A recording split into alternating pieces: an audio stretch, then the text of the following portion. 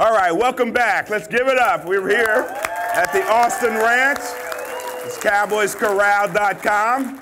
And our special guest is Everson Walls, and we've been talking quite a few things, but we want to get back to that Texas Stadium, your special moment, Everson, in Texas Stadium. Yeah, I have to say it was a bunch of them. I mean, you know, being in Dallas, from Dallas, and playing in Texas Stadium, every moment was special. But I know the first moment I had was in training in preseason, and you know, I was pushing to make the team. It looks like the coaches were leaning in other directions on who they thought were the better rookies, and Mike Downs is one of those guys. Mm-hmm. Mike Downs came in. I don't know if you guys realize how unsung Mike Downs is as a player. Another free agent, undrafted, from right? the south side of Dallas, from South Oak Cliff High School. This guy ends up breaking through on a critical moment during preseason. He blocks a punt, you know, just like Mike. Mike always did all the hard work. And sure enough, I came through, the ball just laid up right there for me. I catch it and I go in for the touchdown. Right. And that seems to be the theme for Mike Downs and myself throughout our whole career. Mike always did the hard work, and I ended up with all the glory. So, you know, I always thank Mike. Amen, Mike. Teamwork, right? That's right, teamwork, that's right. But I'd have to say my most gratifying moment was the end of that season in 1981, going up against Philadelphia. You know, it was an individual thing. Everyone was talking about, well, is Everson Walls going to break the interception record held by Mel Renfro? And sure enough, he took that last home game against the Philadelphia Eagles. You know, Ron Jaworski, I always hated that guy. I always thought he talked too much. And so Jaworski goes back, he throws a pass. An ugly quarterback.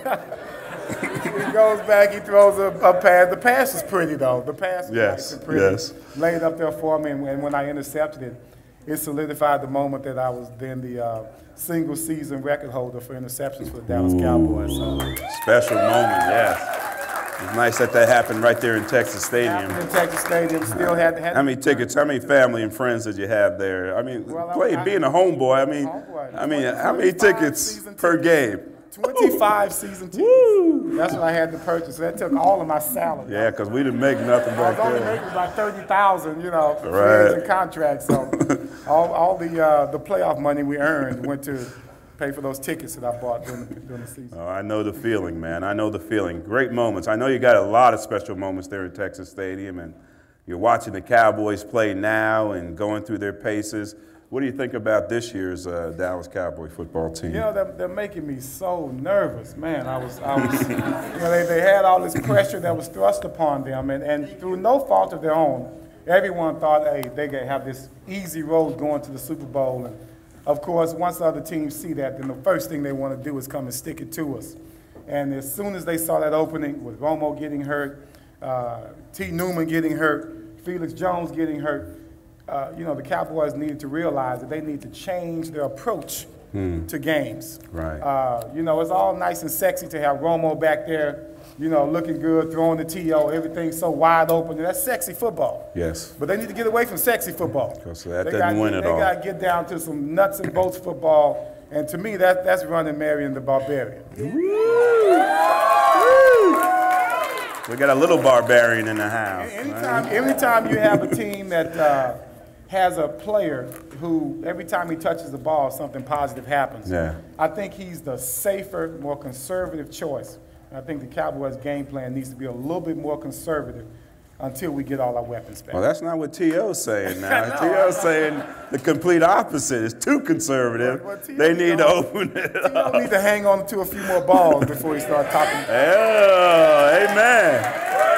Amen. If he had your hands, he'd be head of Jerry Rice by now. My goodness. Well, you see the secondary, they've been struggling this year with the injuries. T. New's been out. I read today he might not play again.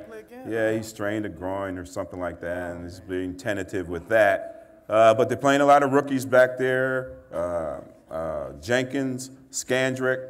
What's your impressions of this Cowboys secondary now? Well, you know, when I right now. Suit him up. If I play right now, it'd only be on third and long. Third and long with opportunities to make interceptions. That's the only way I play right now. Amen. You know, as you look at the secondary, you know, I was very disappointed in Jenkins a few games ago when he just let the man walk in for a touchdown. I think it was a Giants game. But since then, the guy has been, he's been towing the line the way he's supposed to. He's been playing very good football. Good. And you know, it's so funny when you look at how highly these players are touted nowadays, and at every position. You talk about, you know, oh, this guy's going to be great. This guy reminds you of Michael Downs. This guy reminds you of Everson Walls. You know, I don't like them just throwing our names out like that to these guys. Because what we did for the Cowboys, what Michael Downs did for the Cowboys, you can't just compare him to anyone. This guy led the team in tackles. He was our leader in the secondary. He was one of the more unsung players. He started from day one. And then you're going to try and compare some of these guys who hadn't hardly stepped on the field to a guy like Michael Downs or myself. Let's let these guys earn their stripes first before we start. Amen. Amen. There you have it, man. Somebody that knows what it takes, knows what it takes. That's why we have our special guest on this Legend Show, Mr. Everson Walls, 14-year NFL veteran, 4-time Pro Bowler, 3 times All-Pro, Super Bowl champ with the New York Giants. Give that, at least he's got a ring, but he don't even wear it in Dallas. I can't He can't wear it around here. But we appreciate you being on the show, Everson. Let's give it up for Everson Walls. And we'll see you next time right here on CowboysCorral.com, coming to you live from the Austin Ranch. Good night. Thanks for being here.